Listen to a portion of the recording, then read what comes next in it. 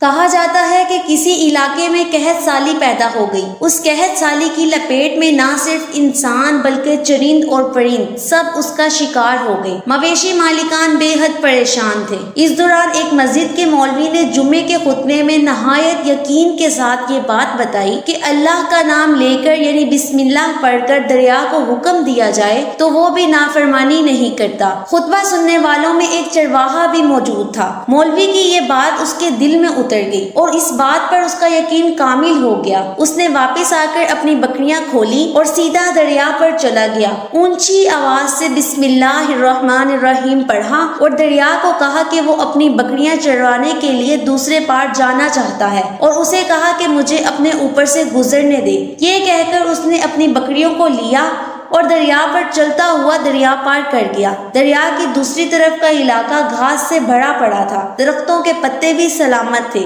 کیونکہ کسی کو یہاں تک آنے کی رسائی نہیں تھی۔ اس نے خوب اچھی طرح اپنی بکریوں کو سیر کروایا اور واپس لوٹ آیا۔ پھر یہ اس کا معمول بن گیا کہ وہ بکریاں پار چھوڑ کر واپس آ جاتا اور شام کو جا کر بکریاں واپس لے آتا۔ اس کی بکریوں کا وزن دگنا چگنا ہو گیا۔ لوگ چونک گئے اور اس سے پوچھا کہ وہ اپنی بکریوں کو کیا کھلاتا ہے۔ وہ سیدھا سادہ اور صاف دل نوجوان تھا۔ اس نے صاف صاف بات بتا دی کہ جناب میں تو بسم اللہ الرحمن الرحیم پڑھ کر دریا پر چل کر اپنی بکریاں دوسری طرف چروانے لے جاتا ہوں۔ یہ بات سب نے سنی مگر کسی نے اس چرواہے کی بات پر یقین نہیں کیا کیونکہ یہ ناقابل یقین بات تھی۔ مگر بات ہوتے ہوتے مولوی صاحب کے پاس پہنچ گئی۔ مولوی صاحب نے اس چرواہے کو بلایا اور سارا ماجرا پوچھا۔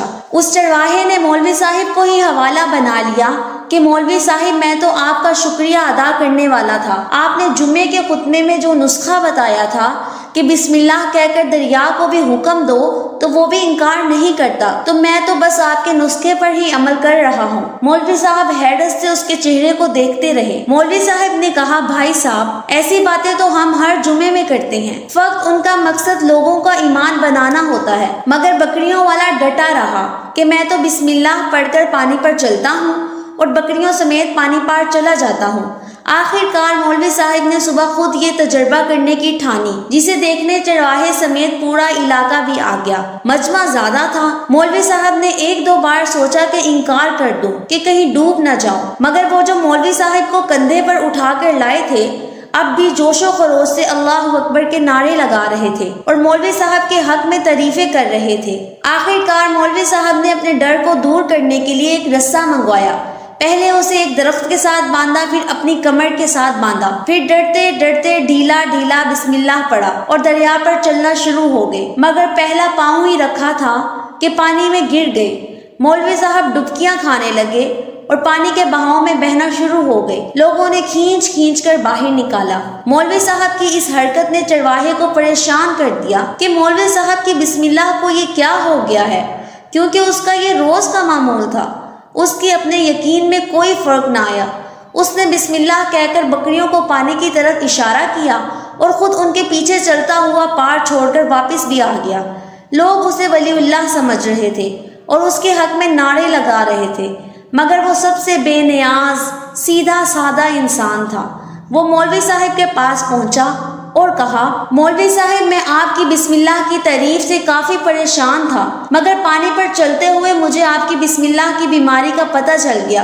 اس چرواہے نے درخت سے بندھی رسی کی طرف اشارہ کیا اور کہا مولوی صاحب یہ ہے آپ کی بسم اللہ کی بیماری۔ آپ کی بسم اللہ کی برکت کو یہ رسہ کھا گیا۔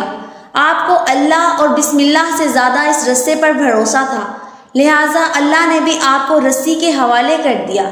پھر کہنے لگا مولوی صاحب آپ بھی کمال کرتے ہو، میں نے آپ کے منہ سے سنا اور یقین کر لیا اور میرے اللہ نے میری یقین کی لاج رکھ لی، مگر آپ نے اللہ کے کلام سے سنا مگر یقین نہیں کیا، لہٰذا آپ کو اللہ نے رسوا کر دیا۔ محترم عزیز دوستو، یہی کچھ حال ہمارا ہے۔ ہماری نمازوں اور دعاؤں کا حال بھی یہی ہے۔ ہماری نمازیں اور دعائیں یقین سے خالی ہیں۔